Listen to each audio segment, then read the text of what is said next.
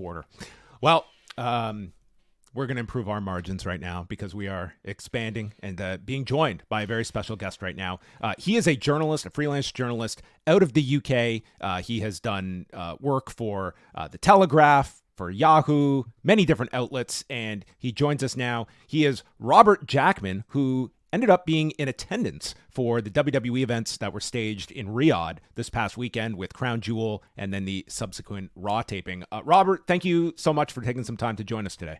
Hi, Robert. No problem. Thanks very much for having me. Good to see you both. And where are you joining us from today, Robert? So I'm still in the Arab region. I'm in a lovely 5-star hotel, but sadly the curtains don't look so glamorous. But the view behind was so bright, the glare off the lights. But I'm in the United Arab Emirates. I'm in Abu Dhabi, so a 2-hour flight from Riyadh. So why don't you tell us what brought you to Saudi Arabia this past weekend and seeking out these WWE events? Were they the first WWE shows you've seen in the country? In the country of Saudi Arabia, yes. So I'm a WWE fan myself. You know, I've been to shows in the UK, in the US. I was in the Middle East anyway for work. So I was over here in the United Arab Emirates, which, yeah, for anyone that doesn't know, is a neighboring country of Saudi Arabia, but you still need a sort of 2-hour flight to get to Riyadh. And I've been curious for a while. You know, I enjoy watching the Saudi shows. I've been there before for work. So I figured I would take the chance, get some tickets for Crown Jewel and for Raw, which was very easy to do. As I said to you guys, I was surprised by how cheap they were. But yeah, I'll let you lead on what you'd like to know about the show and my experience. Well, why don't you tell us first about just the process of getting tickets and kind of the demand for tickets, and as well, like how you kind of just observed like the environment for these shows. Like, did this feel like a pretty major event for those attending? Yeah, so I think these shows sold out very quickly. I mean, I was waiting for the tickets to go on sale, and people might have noticed this before with the Saudi shows. They don't tend to put the tickets on sale until about 2 weeks, 3 weeks. You know, so if you're factoring international travel, that's pretty tricky. So I got them, I think, 2 days after they went up. You know, you had seats in the stands for kind of the equivalent of $13, $14. I think I paid around $40 for a pretty good seat with a view. I could have been on the floor for about $150. But I remember checking back a couple of days later, because I thought, you know what, maybe I should get myself a better seat after all. I'll have a look how much those ringside ones are. And by then it was pretty much sold out. So, you know, my understanding is that for all of the takes there are on the relationship with Saudi Arabia, I don't think they struggle to shift tickets in that market.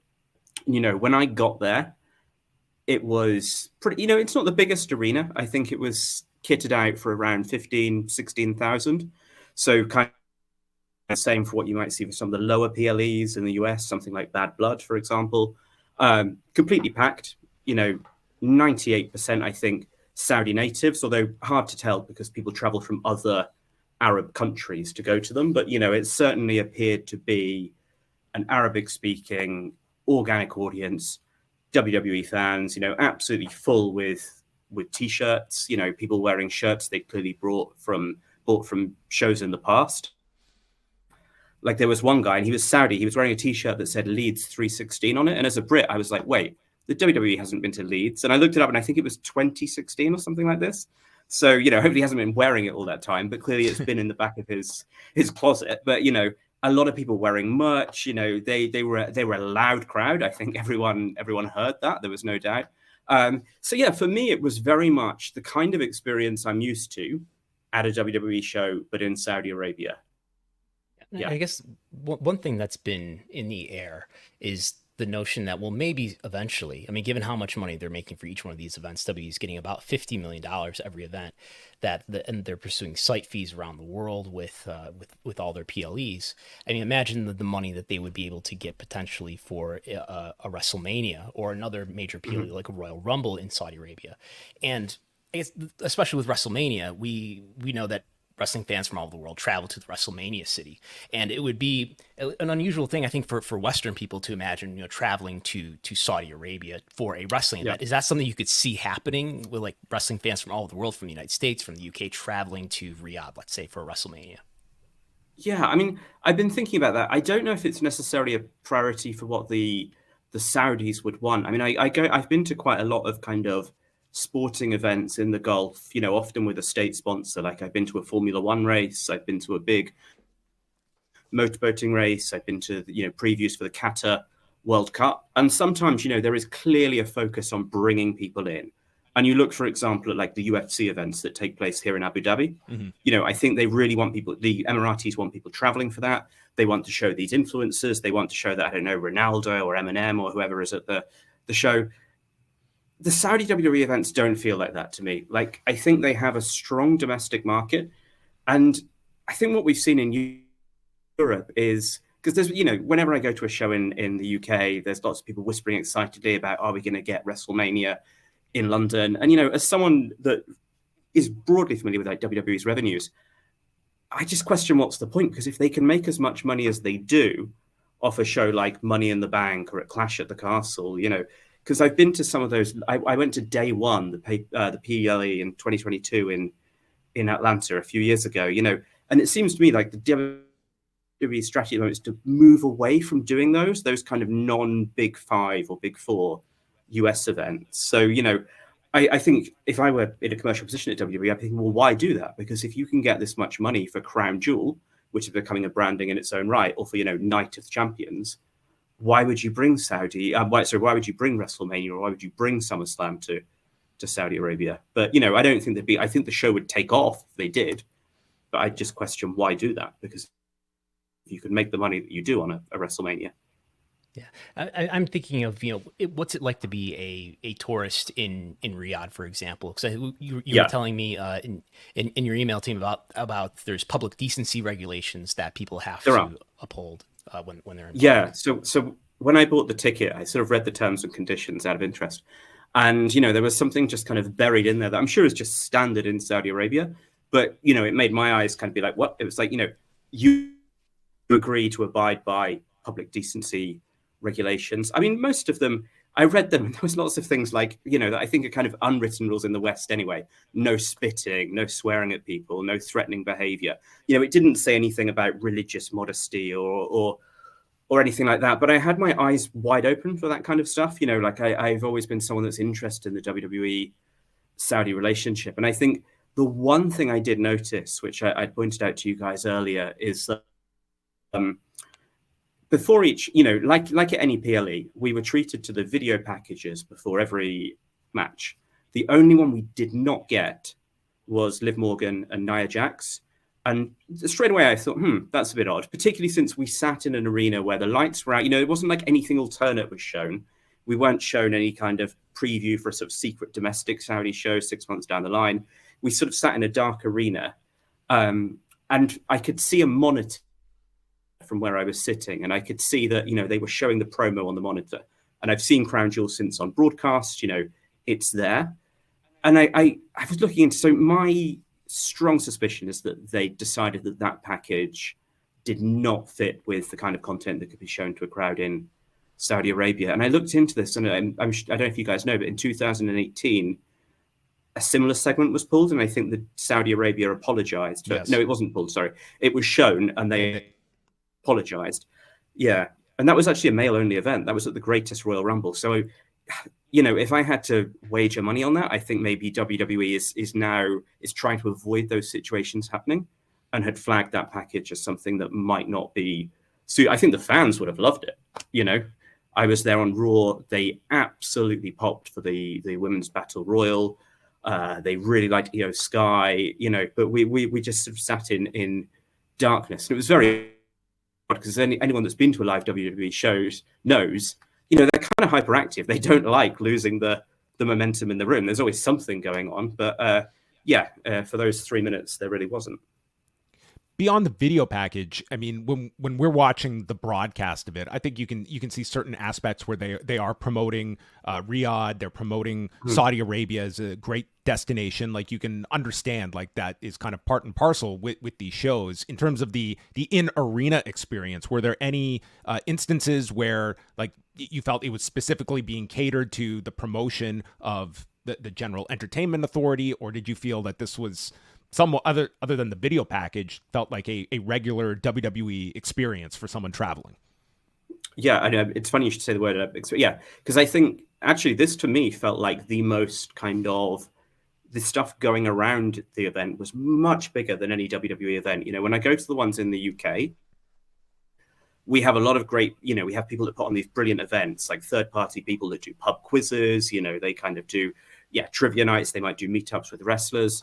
Nothing like that happens in Saudi Arabia, but what there was a huge WWE merch store outside, you know, a kind of big, it must have taken at least a couple of days to put up. It was a whole merch store itself, selling shirts, selling caps, selling everything. And then at the top, you had probably about 12 PS5 consoles where you could play WWE 2K24 for as long as you wanted for free, you know, with no kind of cost or anything like that. They had several big installations. So they had Jay's Yeet glasses, you know, kind of big size for you to take the photo in front of. They had the Cody American Nightmare mask. They had a lovely replica of the Crown Jewel belt, which looks even better when it's, you know, the size of a caravan.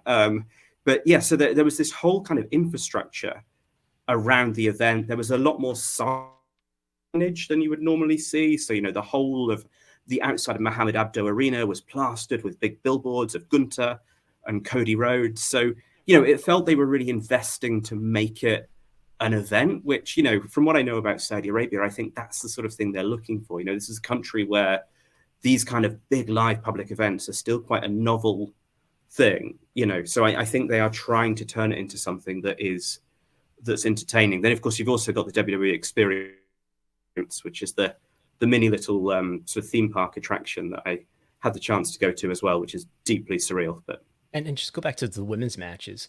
I mean, we've obviously the first several had no women's matches on them. Then they started to do women's matches on it and sort of position it as, I mean, this is a country where women generally don't participate in sports, if I'm not wrong about that. And so, like, how is that received by the crowd when there are women's matches in the ring? Yeah, I mean, Crown Jewel, we started with the Bloodline match. You know, the crowd was so into it. And then when the next match was the women's four-way tag, and I noticed quite a lot of people, and I took a video of it, sort of heading for the door to go outside. And I think part of me thought, oh no, you know, like, really? Like, they're just going outside. It's a women's match. Come on, you know, like, you realize what people in the internet say about these Saudi shows. And I did a sort of bit of investigating, actually, and I found out something quite odd, which I'll try to cover as quickly as possible. So, I mean, everyone knows there's no alcohol in Saudi Arabia. That is well known. It turns out there is no soft drinks or food whatsoever allowed or for sale in the arena. Nothing. However, outside the arena, there is a sort of row of kind of bougie coffee stands and, you know, alcohol-free mojitos and sort of, you know, kind of quite upmarket soft drink options. But you can't take the drinks back in. And the sense I got was that, you know, a lot of people had been in their seats for about an hour before the show started. It's an air-conditioned arena, but it's still a little hot in there. And I just think after that immediate energy of the Bloodline match, it seemed to me a lot of fans were going outside to grab a Coke or grab a coffee, and they then have to stay outside, which I just thought logistically was a weird thing. But then having observed that, when I went to Raw the next night, it was the opposite, because we started with the Women's Battle Royal. Crowd so into it, you know, really behind Io Sky, people sort of whooping at everything. And then I think the second match up, I'm trying to think what it was now. It wasn't Dragon Lee. It was a man's singles match, and exactly the same thing happened. There was a sort of big procession of people going outside to get a drink. And I just thought, you know, that just seems to be a logistical flaw, really, because, you know, with a WWE show, you don't really know what's coming when. Like, I've been caught up in this before in London, like at Money in the Bank. I think I went to get a beer and then just heard John Cena's music, and I just figured they were showing like a video promo or something, come out and he's in the ring. So, you know, I try not to leave my seat, but like they've got that problem with that Riyadh show, I think, where a lot of people end up leaving to get a refreshment, and then they're outside for 20 minutes. So, do you have any thoughts, Robert, just in terms of the evolution of a lot of the public stance towards these shows, and also as it relates to like the UFC now being in business with the government and so many of these big boxing fights coming to the country, that a lot of, like, if you look at the vitriol of 2018, that has significantly softened this many years later, and that this is going to continue to be a really big hub for these big sporting events, and combat sports being one of the key pillars of that strategy. Yeah, but it's treated so differently, I think, from, say, the boxing. So we've just had a huge boxing match in London, which was officially part of Riyadh season. And there was a lot of controversy around that because I think they played the Saudi national anthem before. A journalist, a colleague of mine at the Telegraph, his permission to be there was rescinded because a couple of days before he'd been critical of Saudi Arabia. And when I've seen boxing matches there, they love cutting away to celebrities, and what they seem to be trying to do with those is present Riyadh as being the hottest place on earth for that night. This is where everyone is. This is where Ronaldo is. This is where all of these A-listers are. They don't do that at the WWE events. So, I kind of think maybe it's that, and I don't think they are being used as some kind of propagandizing tool. I think obviously they help improve Saudi's image, but I think maybe it's that, they certainly don't seem to be making any kind of creative demands. The shows feel as native and as kind of canon as they ever have, I think. So yeah, I don't know. I feel pretty optimistic. And the other thing I noticed is that, Turki Al-Sheikh, who's the great Saudi power player in sports, I know you've had guests on your show talking about him before. So I'm 99% sure he was not there at Crown Jewel. And, he's a guy that likes putting himself in the center of things. If you see him at the boxing, he's very much someone that seems to have this kind of main character syndrome. I think he likes being in the spotlight. He wasn't there either, which I thought was kind of interesting. I don't know if that says anything about the relationship, but, the guy that presented Cody and Liv with the belt at the end was the CEO of the GEA. I forget his name, but he sort of reports to Turki Al-Sheikh. So, as someone that kind of watches power play in Saudi Arabia generally, I thought that was interesting that we didn't see Turkey there. He was promoting it a lot on his Twitter, as you might have seen, but he wasn't there at the show in person.